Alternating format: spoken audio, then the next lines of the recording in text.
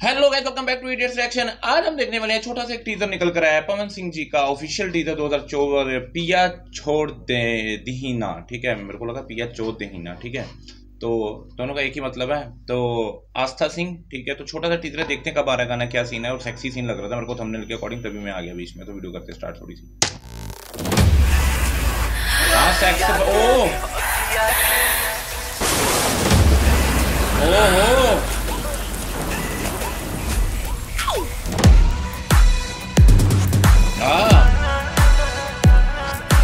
गाना सही होगा।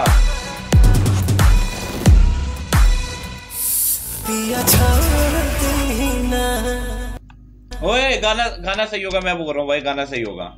आ घबराए, इसका तो बताया नहीं बहन चोद। ये तो गलत बात है यार।